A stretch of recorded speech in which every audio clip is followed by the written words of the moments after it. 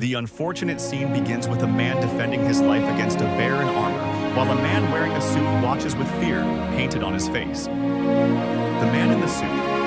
The protagonist of this story wants to help the man being attacked.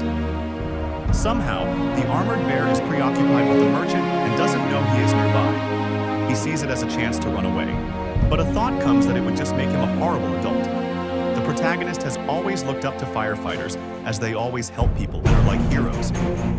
Even though the protagonist had already given up on that dream, he is confused as he is suddenly floating out of nowhere and only remembers that he was on the last train going home after working overtime. A notification then shows up in front of him and asks the protagonist weird questions. With each option, the protagonist contemplates and doubts that he could fulfill its roles, and ends up not liking the conclusion, wondering if it's possible to choose none.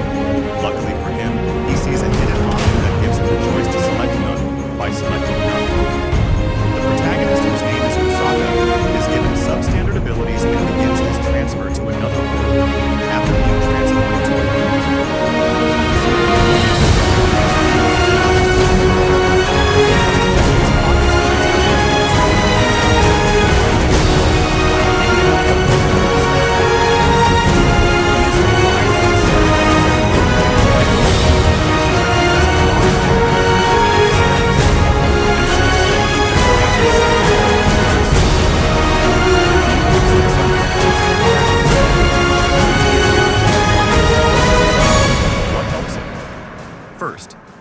The first ability is called Item Box, and asks him to select a target after touching a tree and calling out store storage.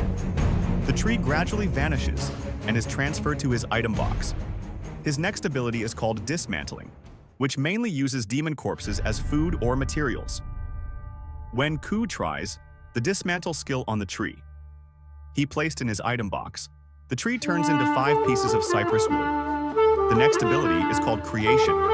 With a material he currently possesses, he can create another material out of it with the cypress wood that he just obtained. Using the creation skill, he can create 5 cypress sticks with 1 cypress wood after performing the creation skill. Ku receives a notification that the skill leveled up to rank 2 due to skill experience. Point Acquisition Ku finds it very convenient that he can level up the skill by creating more materials. He then wonders if the status window can open or close.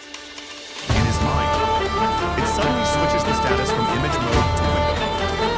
Ku realizes that all can be done in his head, thinking of more recipes for his skill.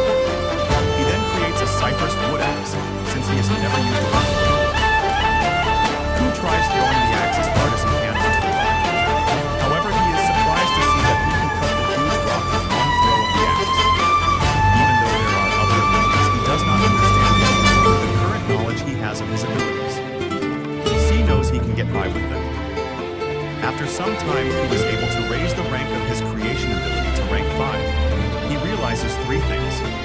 After raising the creation appeal's rank experience, points are gained whenever he activates a new recipe. A rank up happens when experience points reach a certain value, and an existing recipe will not give any experience. Points Ku is able to make 8 recipes from the Japanese cypress tree, and each item has its own effect. The cypress chair remembering that he has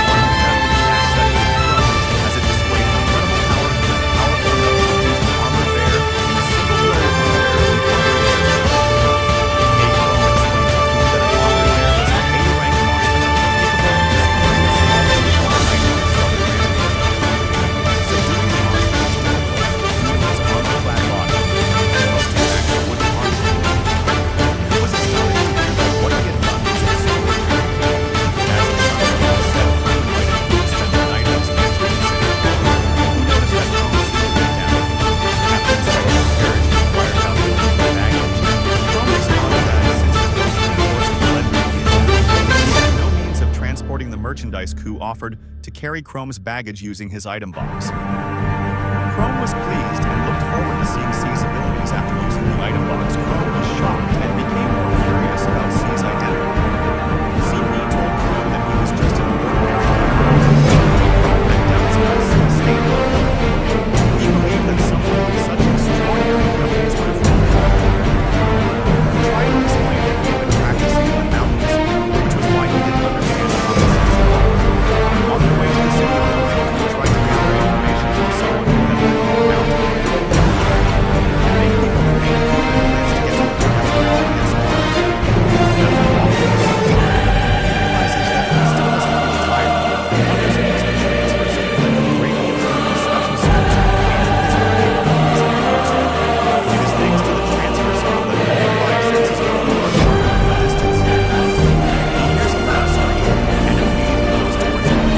physical capabilities in the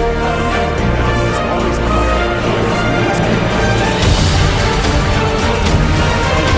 is thanks to the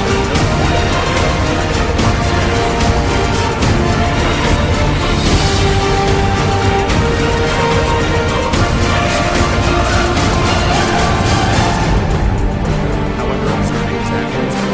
That is when he sees the man being attacked by the armored bear, remembering that it is always a bear for the others who is being attacked. Finally decides to take action against the attacks. However, observing his actions, Chrome was surprised because he didn't seem like he was the one who had the attacks that were thrown, as it displayed incredible power, and also defeated the armored bear in a single blow on bear the armored bear's knee. Cave explained to Ku that the armored bear was a cave-like monster, capable of destroying the small overnight with a stone hand. He believed that someone with such extraordinary abilities would have ruled the world. Ku tried to explain that he had been practicing in the mountains, which was why he didn't understand common sense at all. On their way to the city of Onan, Ku tried to gather information from someone who had lived in the mountain. Ku learned, a person who had defeated the mercenaries at the gate. The people inside the guild house immediately bestowed upon Ku the nickname Bear Killer and wondered what he was doing in the adventurer's camp. Some assumed that Ku was an adventurer with a high rank, yet little did they know that he was just a rookie. Adventurer, seeing Ku up close, the male receptionist promptly excused himself and was then replaced by a younger female receptionist. The female receptionist introduced herself as Melia and welcomed Ku to the guild. After complimenting Ku's attire, Ku got straight to the point and informed Melia that he wanted to register as an adventurer. Melia was surprised to hear that Ku was just about to register given his well-equipped appearance and assumed he was an active venturer from another country. Melia instructed Ku to first complete the registration form, and once he had done so, he could take the practical examination Ku then handed in his form.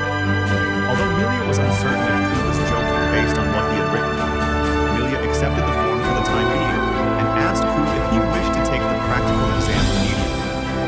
She then informed Ku that for the practical exam, he would spar with an instructor. However, for today's exam, a former A-rank adventurer would be his sparring partner. The adventurer often boasted that he was as strong as an armored bear and warned Ku that the exam might be challenging for him. As they all gathered in the underground training area, Ku noticed that the other applicants were standing behind him. Melia offered advice and words of encouragement to Kao. He then summoned a massive mallet and assured Melia that he wouldn't let his guard down and would give it his all. Even though the cypress mallet weighed over 100 kilograms, Ku was surprised at how easily he could wield it when he tested a swing. It created a powerful gust of wind in the area. The other applicants fell silent after witnessing his strong swing. The adventurer then faced Ku and warned him that he would face a formidable opponent when Yulia announced that the exam would begin. Both combatants remained silent for a few moments to break the ice. The adventurer reminded Ko that it was all just an exam, and that he could attack right away. Ku accepted the offer and immediately swung his mallet at the adventurer. The adventurer displayed his magnificent skill by evading all of CP's attacks. When it was the adventurer's turn to strike, he was surprised to find C's weapon had disappeared after missing the attack. The adventurer stepped back as Ku retrieved his mallet from storage and swung it at the E.